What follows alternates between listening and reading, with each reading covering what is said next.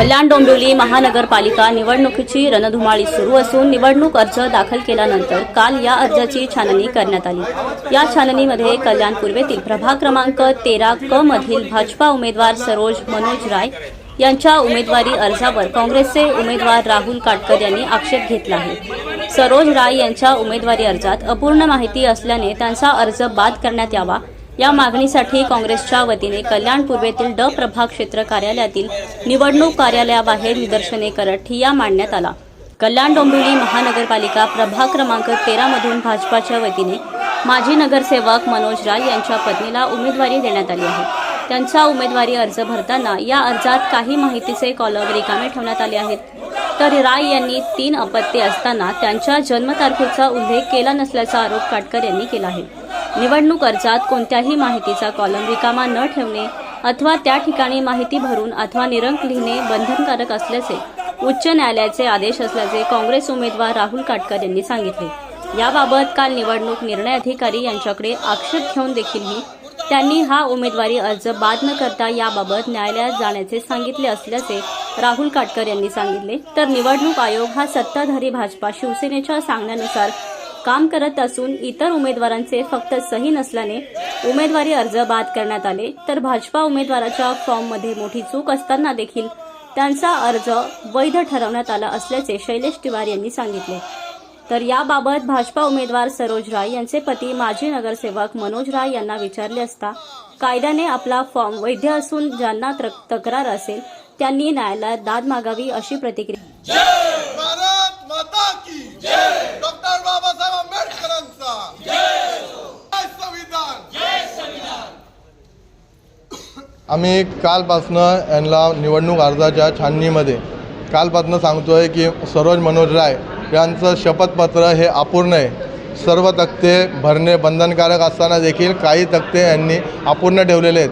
त्याच्यावरती स्थळ, दिनांक, तारीख इथे कुठंच मेन्शन केलेलं नाही आहे। तर ह्याच्यामध्ये आरोनला निवडणूक अधिकाऱ्यांना पूर्णपणे पावर आहे की सदर उमेदवारी अर्ज रद्द करण्यात यावा, पण निवडणूक अधिकारी यांची मानसिकताच नाही आहे की बाबा यांचा फॉर्म बाद करण्याला। आज बाकीचे उमेदवारांचे कुठे ना कुठे छोट्या मोठ्या कारणांसाठी उमेदवारी अर्ज बाद करण्यात आले, पण हा धनदांगडा उमेदवार सत्ताधारी पक्षाचा उमेदवार असल्याने हे कुठं ना कुठं सत्ताधारी पक्षाच्या दबावाखाली काम करून हे यांचा उमेदवारी अर्ज बाद नाही करत आहेत। आज आम्हाला सांगण्यात येत आहे की तुम्ही कोर्टामध्ये जा। आम्ही त्यांना स्पष्ट सांगतो साहेब मी कोर्टामध्ये पण जाईल, पण जिथं मी चुकीचं आहे। आज अपूर्ण सत्यप्रतिज्ञापत्र शपथपत्र घेणं तुम्हाला अनिवार्यच नाही आहे। तुम्ही तो फॉर्मच नाही घेऊ शकत, कायद्यामध्ये त्याचं हेच नाही आहे, तर तुम्ही तो फॉर्म बाद करा। पण ते मान्य करत नाही आहेत। ते बोलतात नाही तुम्ही ते कोर्टात जा। आज धनदांगड्या उमेदवाराला छळ देण्याचा आज 125 करोडचा जो उमेदवार येतो, जर त्याने निवडणूक आयोगाला किती पैसे त्यातले दिले त्याचा पण सत्यप्रतिज्ञापत्र देऊन टाकावं। मायबाप निवडणूक आयोग, मायबाप सरकारला आमचं एकच विनंती आहे की बाबा लोकशाहीची गळचेपी, संविधानाची गळचेपी करू नका तुम्ही। जर निवडणूक निष्पक्ष व्हावी ही आमची त्यांना कळकळीची विनंती आहे। नाही तर मग सरळ आम्हाला सांगून द्यावं की सामान्य माणूस, सामान्य कुटुंबातून आलेला व्यक्ती हा निवडणूक लढू नाही शकत, हे फक्त निवडणूक सत्ताधारी आणि धनदांगड्यांसाठीच आहे, हे त्यांनी स्पष्ट सांगून द्यावं। देखिए कल क्या हुआ कि फॉर्म भरने के बाद में उसमें हमने लिखा था, एक कॉलम था, देखिए आप ध्यान से, आज रोजी असलेल्या अपत्याची संख्या मतलब बच्चों की 3 मैंने लिखा है 3। फिर इधर क्या लिखा है, त्यापैकी दिनांक 12 सप्टेंबर 2001 नंतरची जन्मलेल्या अपत्याची संख्या व त्याचा जन्मतारख्या 2001 नंतर जन्मलेल्या अपत्याची संख्या व त्याची जन्मतारख्या। हमने इधर लिखा है निरंक। मेरे बच्चे 2001 के पहले के हैं, 91 के हैं, 92 के हैं, 94 के हैं, तो मुझे उसमें डेट लिखने का ज़रूरत नहीं है। तब वो लोगों ने ऑब्जेक्शन उठाया कि डेट नहीं लिखा है। फिर आयोग ने मेरे से बर्थ सर्टिफिकेट मंगाया, तो बर्थ सर्टिफिकेट हमने ला करके दिया, तो बर्थ सर्टिफिकेट में हमारा 90 का है, 91 का है, 94 के बच्चे उसमें क्लियर दिखा। अब क्या हुआ उसके बाद में कि आयोग ने क्या बोला कि पैनल नंबर 13 का छाननी चालू था, 14, 15, 16 वाले बाहर बैठे थे, तो काफ़ी उसने ओरिजिनल देखा और जेरॉक्स साथ में रखा कि 16 का भी होने के बाद मैं आप लोग को सामने बिठा करके क्लियर करता हूँ। तब उन्होंने जब सामने बिठाने के लिए 16 को हुआ तो पेपर का कॉपी उन्होंने क्या किया, फॉर्म के साथ में रखा आयोग ने।